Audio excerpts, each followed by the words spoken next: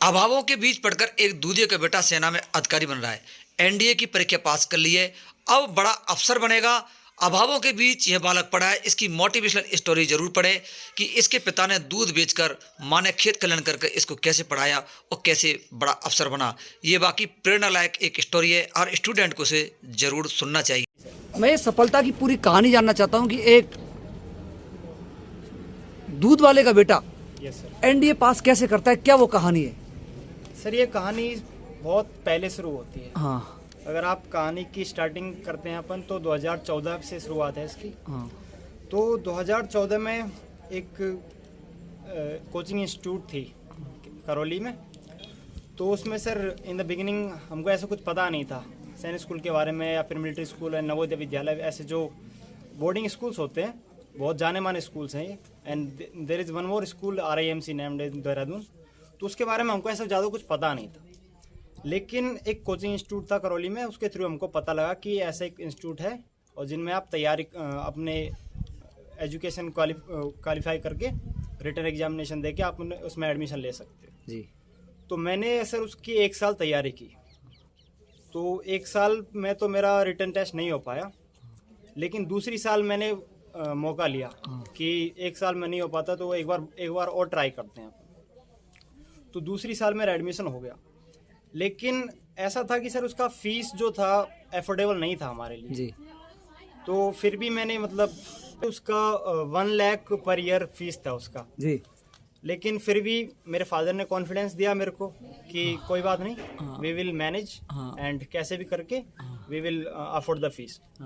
मेरे को सर नवोदय विद्यालय से भी 4 बार कॉल आया था कि आप जा सकते हो, उसका फीस भी नहीं है, 1200 रुपये पर ईयर फीस लगता है। लेकिन फिर भी सर इन कंपैरिजन दोनों स्कूल्स को देखा जाए तो सैनिक school is far better than the Navodaya Vidyalaya जी। और सर मेरा एक मिलिट्री स्कूल भी होता है, there are only 5 military schools in all over India जी। लेकिन उसमें क्या है कि सर ओनली आर्म पर्सनल्स के जो सन होते हैं तो उनको रिजर्व सीट होती हैं जी।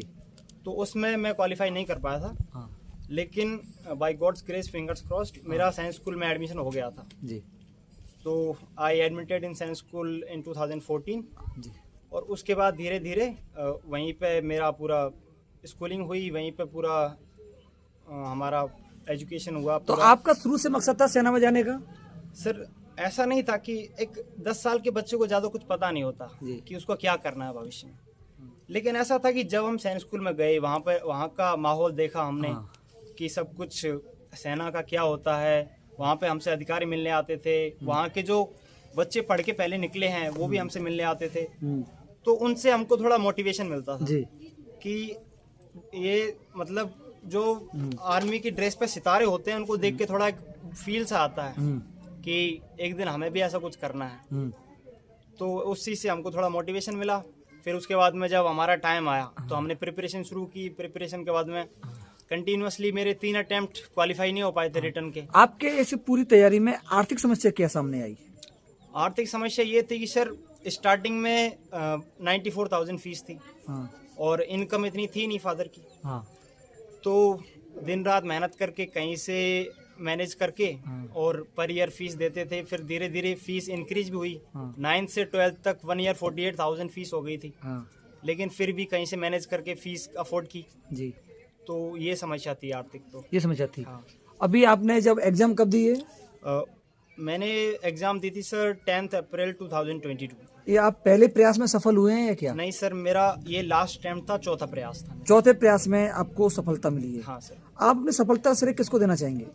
सर मैं सबसे ज़्यादा तो श्रेय मेरे पेरेंट्स को देना चाहूँगा।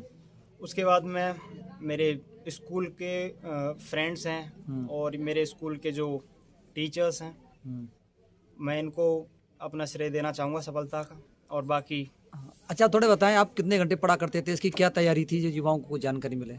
सर इसके लिए नॉट ए फिक्स रूटीन, लेकिन मतलब आप कंसिस्टेंसी मैटर करती है प्रिपरेशन के लिए।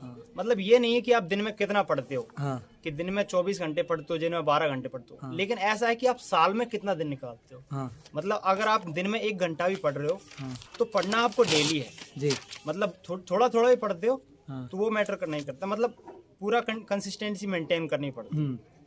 और सर इसका ऐसा है कि 12th तक का सिलेबस आता है, लेकिन एडवांस मैथ जी और साइंस में फिजिक्स केमिस्ट्री बायो हाँ पूरा, और इंग्लिश का एक अलग से वो होता है, 50 क्वेश्चंस होते हैं जी। और ऐसा है कि आपकी मैथ थोड़ी स्ट्रांग होनी चाहिए, मैथ स्ट्रांग होनी चाहिए, मैथ गणित strong गणित होनी स्ट्रांग चाहिए। हाँ, क्योंकि 2 पेपर होते हैं। जी पहला मैथ का होता है पूरा पूरा, हाँ, हाँ। और उसके बाद में दूसरा पेपर जो होता है हाँ वो कॉम्बाइंड होता है सबका, जी। इंग्लिश, सोशल साइंस, साइंस और ये करंट आपका जब सिलेक्शन हुआ तो सबसे ज्यादा खुशी किसको हुई सर और आपने सबसे पहले सूचना किसको दी? मैंने सर सबसे पहले पापा को बताया था। हाँ लाइक इसके ऐसा हुआ था सर कि रिटर्न मेरा 10th मई को क्लियर हो गया था, लेकिन सर रिटर्न मैटर जितना ज़्यादा नहीं करता। इसके बाद में हमारा 5 दिन का एक एसएससी में इंटरव्यू होता है, तो वो क्लियर होने पे तब आपको मेडिकल के थ्रू गुजरना पड़ता है।